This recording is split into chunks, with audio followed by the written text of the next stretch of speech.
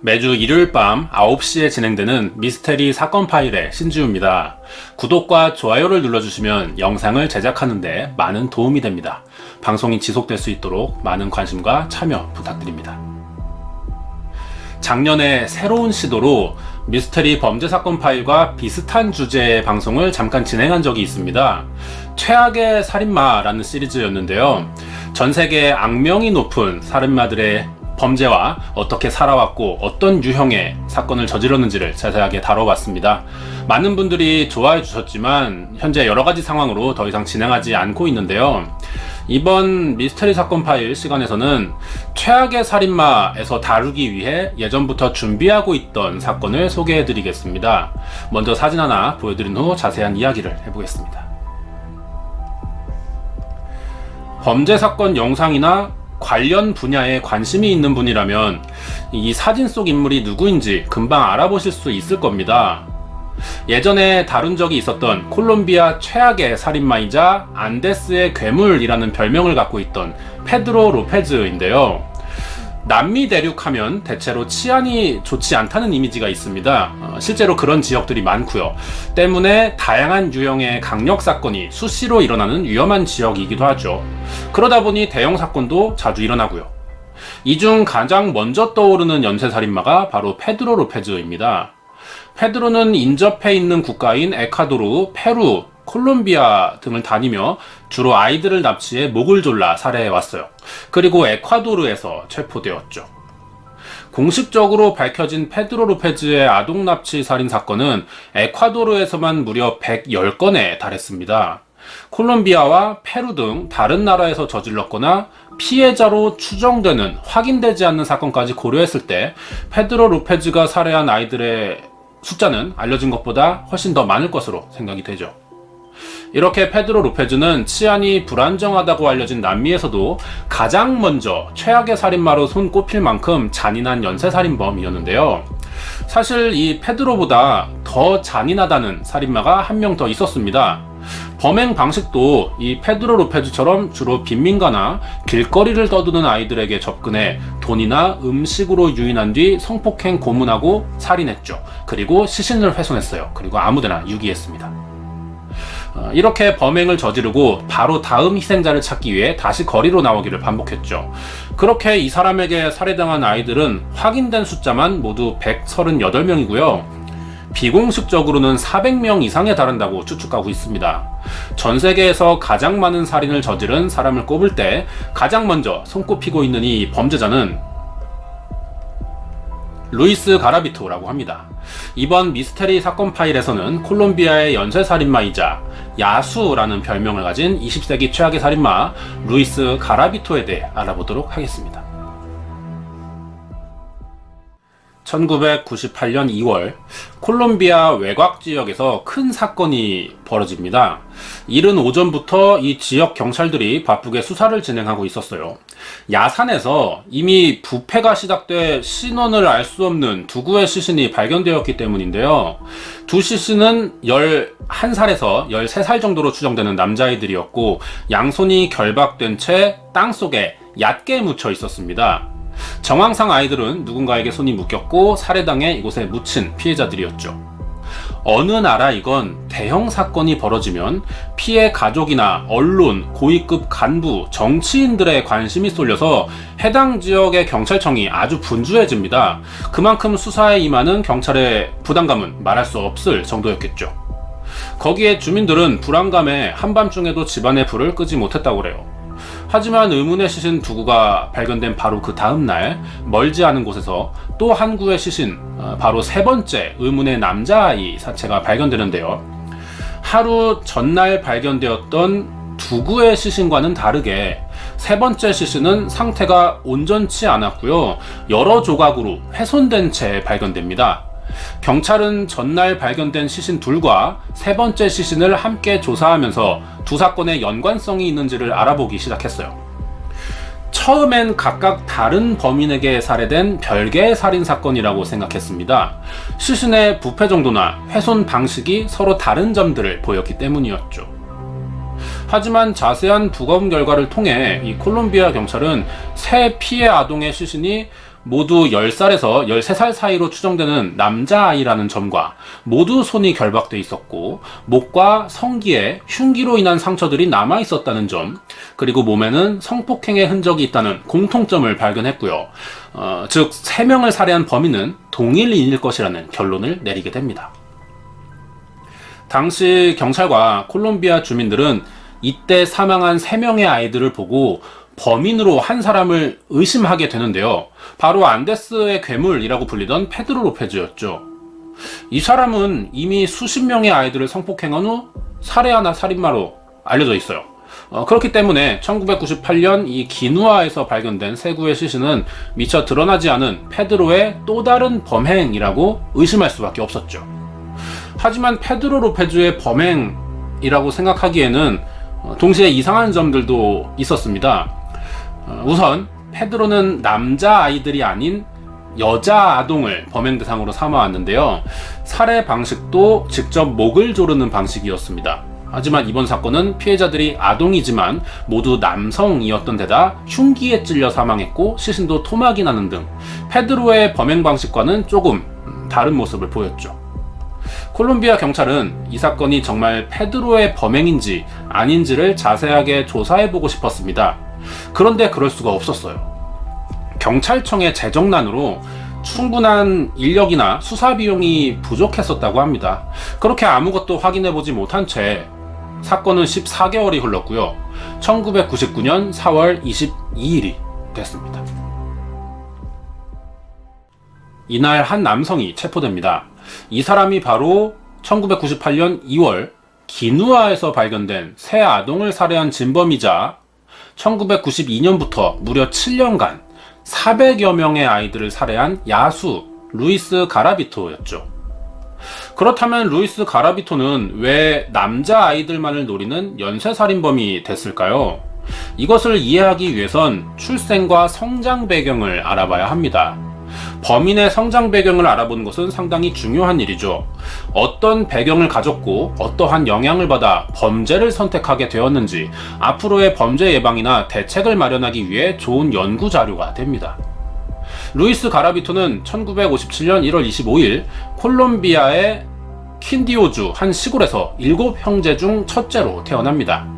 대다수의 살인마들과 비슷하게 이 루이스 가라비토의 가정 환경도 예사롭지는 않았죠.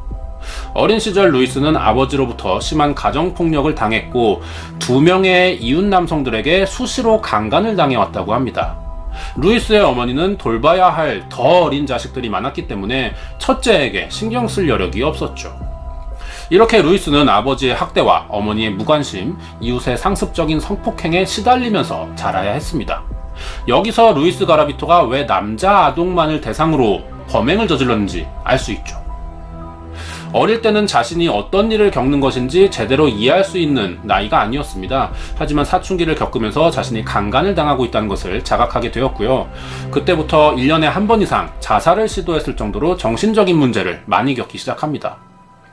하지만 루이스 주변에는 이런 처지를 알아봐 주거나 돌봐줄 수 있는 사람이 전혀 없었어요. 그렇게 16살이 되자 가족과 고향을 떠났고 자신을 괴롭히던 환경을 벗어날 수는 있었죠. 독립을 했으니 자신의 보호자가 사라졌습니다. 이제 스스로 자신을 지켜야 했고 돈을 벌기 위해 직업도 가져야 됐죠. 하지만 빈민층의 대가족에서 자란 루이스는 교육을 제대로 받아본 적도 없었기 때문에 할 수 있는 일도 그만큼 적었어요. 그중 루이스가 할 수 있는 일은 노점상에서 물건을 떼어다가 파는 일이었습니다. 집도 없었기 때문에 각 지역을 떠돌아다니며 판매를 했어요. 그래서 루이스는 자연스럽게 콜롬비아의 다양한 지역을 가볼 수 있었고 한동안 이동을 하지 않는 기간에는 대부분의 시간을 노점에서 물건을 팔며 길거리에서 지내게 됩니다. 각 지역의 거리를 돌아다니다 보니 루이스는 어릴 적 자신처럼 부모의 방치와 폭력, 생활고에 시달려 집을 나와서 거리를 떠드는 많은 아이들을 만날 수 있었어요.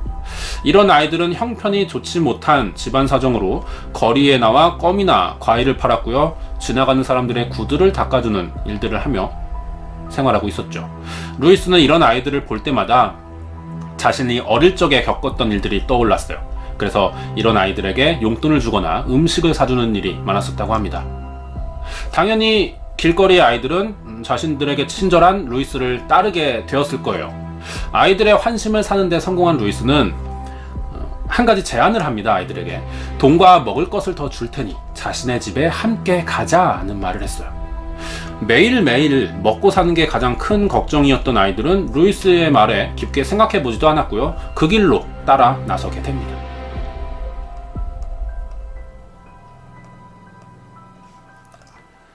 이렇게 루이스 가라비토를 따라간 모든 아이들은 다시 거리에서 볼 수 없었죠. 자신이 어린 시절 피해자가 되어 이웃들에게 당했던 일을 이제 가해자가 돼서 똑같이 아이들에게 돌려주기 시작한 것인데요. 주로 8살에서 13살 사이에 남자아이들을 범행 대상으로 삼았습니다. 루이스를 따라간 아이들은 인적이 드문 곳으로 끌려가 손이 결박됐고 성폭행당했어요. 그리고 송곳이나 뾰족한 흉기를 사용해 피해 아이들의 온몸을 찌르고 자르며 고문까지 한 후 마지막엔 살해했죠. 루이스가 이렇게 1992년부터 체포되던 1999년까지 약 7년간 콜롬비아 전국을 돌며 같은 수법만 가지고 아이들을 성폭행, 고문, 살해했습니다. 여기서 궁금한 점이 하나 생기는데요. 7년간 사라졌다는 아이들이 400명이 훨씬 넘죠. 한 달에 2-3명 이상이 꾸준히 사라져 왔던 겁니다. 어떻게 이 사실을 아무도 모를 수가 있었을까요? 사실 경찰은 계속되는 아동 실종 사실을 알고 있었습니다. 모를 수가 없죠. 하지만 적극적으로 아이들을 찾으려 노력하지는 않았던 것 같은데요. 당시 콜롬비아가 1964년부터 시작된 콜롬비아 분쟁이라는 내전이 있었습니다. 이때 전쟁으로 실종 아동들이 흔하게 나타났었고 가난으로 제때 먹지 못해 길에서 쓰러져 죽거나 가출을 하는 경우가 많았기 때문이었죠. 게다가 범인의 직업 특성상 한 지역에서 오래 머물지 않고 여러 곳으로 이동해 다니던 탓에 루이스 가라비토의 흔적을 찾는 것은 아주 힘들었을 겁니다. 치안 수준이나 경찰력도 아주 부실한 상태였고요. 여러가지 이런 상황들이 겹치다 보니 루이스 가라비토의 범행은 오랫동안 발각되지 않고 계속될 수 있었죠. 1997년 11월에 콜롬비아 페레라라는 지역이 있습니다. 이곳에서 남자아이 시신이 한꺼번에 발견된 적이 있는데요. 처음 이것을 발굴한 경찰은 25명이나 되는 아이들의 시신을 보고 당시 벌어지고 있던 내전으로 희생된 아이들인 것 같다는 추측을 했습니다. 하지만 뒤늦게 이뤄진 조사 결과 이 시신들은 동일인이 저지른 25건의 아동 성폭행 및 살인 사건의 피해자라는 것이 밝혀지면서 사람들은 사탄 숭배자의 짓이나 인간이 아닌 야수의 짓이 분명하다며 사건의 잔인함에 경악을 금치 못했죠. 나중에 밝혀진 이 야수의 정체는 바로 루이스 가라비토였습니다. 그럼 루이스 가라비토는 어떻게 검거될 수 있었을까요? 7년 동안 400명에 달하는 아이들을 성폭행하고 살해하며 유기한 범인이 체포된 계기는 바로 목격자의 신고 덕분이었습니다. 콜롬비아 비아비센시오라는 마을을 지나가던 한 노숙인이 우연히 숲풀에서 한 아이가 학대당하는 장면을 보게 되었던 것이죠. 12살 정도로 보이는 남자아이가 성인 남성에게 일방적으로 구타를 당하고 있었습니다. 이 성인 남성은 아이를 폭행하는 것도 모자라 강간을 시도하려 했고 이 상황을 목격한 남성은 크게 소리 지르며 아이를 구하기 위해 현장으로 뛰어들었어요. 목격당해 놀란 범인은 그대로 도망쳐 버렸다고 합니다. 이후 이 목격 노숙인은 지나가던 택시기사의 도움을 받아 피해 아동과 함께 경찰서로 향했고요. 직접 경찰에 신고까지 했어요. 이후 비아비센시오 경찰은 목격자가 말한 인물과 동일한 특징을 가진 짙은 색머리에 커다란 안경, 그리고 수염을 길게 기른 남성을 찾기 위해 시내와 외곽 지역을 돌며 검문을 시작합니다. 이 검문에 수상한 남성이 얼마 되지 않아 걸렸어요. 목격자의 진술과 똑같은 외형의 짙은 색머리, 두꺼운 안경, 수염을 그대로 가진 남성을 만나게 된 거죠. 그런데 이 남성이 간단한 질문이었는데도 횡설수설하면서 수상한 행동을 보이더라는 겁니다. 경찰은 이 남성이 루이스 가라비토라는 것을 눈치챌 수 있었고요. 그 자리에서 폭행 및 강간미수 혐의로 체포하게 됐죠. 체포된 루이스의 옷 안에서 칼 한 자루와 뾰족한 드라이버를 발견하게 됩니다. 피해 아동들의 몸에 남은 상처들과 일치하는 흉기였고요. 피해 아이들의 것으로 보이는 소지품까지도 발견됐어요. 문제는 입증이죠. 의심은 되지만 루이스가 7년간 실종된 연쇄 아동 실종 사건의 범인이 맞는지를 확인해 봐야 했습니다. 당시 루이스를 신문하던 경찰은 만약 목격자가 없었다면 아이를 어떻게 할 생각이었냐고 물어봤는데요. 루이스가 잠시 고민하더니 성폭행한 뒤 살해했을 것이라는 대답을 합니다. 다른 여자가 더 있는지 물어보는 경찰의 질문에 루이스는 범행은 이번이 처음이라면서 살인과 성폭행이 미수에 그쳤으니 무죄가 아니냐 이런 식으로 되물었어요. 짧은 시간의 신문이었지만 이때 경찰은 루이스 가라비토가 그동안 야수라고 불리는 범인일 수도 있을 것 같다는 의심이 강하게 들었다고 합니다. 그래서 루이스 가라비토의 DNA를 채취했죠. 그리고 지니고 있던 어린 아이들의 것으로 추정되는 소지품을 압수해서 조사를 시작했어요. 이 조사로 결국 1997년 11월 한꺼번에 발견된 25명의 시신, 1998년 기누아에서 연달아 발견된 3구의 시신에서 모두 같은 DNA를 확인하게 되면서 루이스 가라비토가 진범이라는 것을 밝혀냈죠. 여기까지 경찰의 압박이 오자 루이스 가라비토는 더 이상의 부인을 포기할 수밖에 없었고요. 1992년부터 저질러온 자신의 살인사건 모두를 자백하게 됩니다. 이때 루이스가 자백한 살인 횟수는 무려 172건이었죠. 사진은 취조 당시 장면인데요. 루이스 가라비토는 자신이 자백한 172건의 살인사건 중 138건의 미성년자 납치, 성폭행 살인, 시신 유기 및 훼손에 대해 모두 유죄가 인정됐습니다. 그리고 총 1853년이라는 사실상의 종신형이 선고되었죠. 그렇다면 루이스 가라비토는 죽을 때까지 감옥 안에서 자신의 죄를 뉘우치고 반성하며 살고 있는가가 궁금해지는데요. 안타깝게도 그렇지는 않게 됐습니다. 콜롬비아는 법정 최고 형량이 40년밖에 되지 않아요. 한마디로 루이스 가라비토는 법원으로부터 1853년형을 받았지만 이것과 상관없이 실효성 있는 법정 최고형인 40년간의 수감 생활을 하면 된다는 것이었죠. 여기서 끝나지도 않습니다.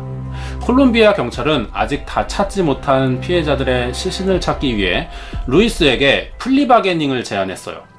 피해자들의 시신을 어디에 묻었는지 알려주는 대신 선고된 40년의 형량을 조금 더 줄여주겠다는 것이었는데요. 루이스 가라비토가 당연히 이 제안을 받아들였죠. 그렇게 총 18년형이 감형됩니다.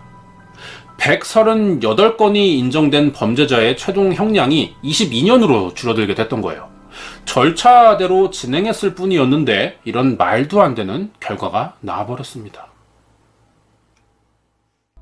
어린 아이들을 납치 강간, 살해했고 사체 훼손까지 저지른 루이스 가라비토의 범행들은 공식적인 피해자 수만 138명, 스스로 자백한 사건이 172건인데다 비공식으로 밝혀지지 않은 피해자의 숫자는 400여 명에 달할 것으로 추정되고 있는데요.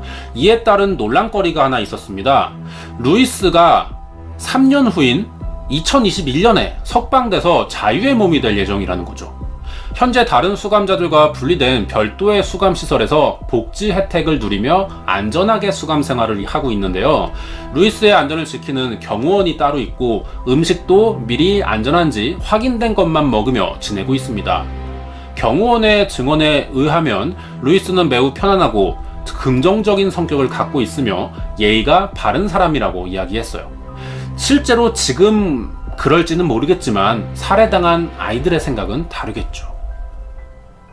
콜롬비아의 많은 사람들은 루이스 가라비토가 저지른 수백 건의 살인사건과 죄질에 비해 너무 가벼운 형량을 선고받았다며 비판하고 나섰습니다. 이들은 콜롬비아 법에 따르면 아이를 상대로 범죄를 저지른 사람은 그 어떤 혜택도 받아서는 안 되며 법정 최고형으로 정해져 있는 40년보다 20년이 더 많은 최종 60년을 받아야 한다고 주장하고 있어요. 이에 대해 콜롬비아 법원은 루이스 가라비토의 재판이 진행될 당시 40년 이상의 형량을 선고할 수 있는 법 조항이나 방법이 없었다며 60년형에 대한 법률은 루이스 가라비토 재판 이후에 생긴 법률이라는 공식적인 답변을 했죠. 즉, 추가로 형이 집행되는 일은 없을 것이라는 말이었는데요.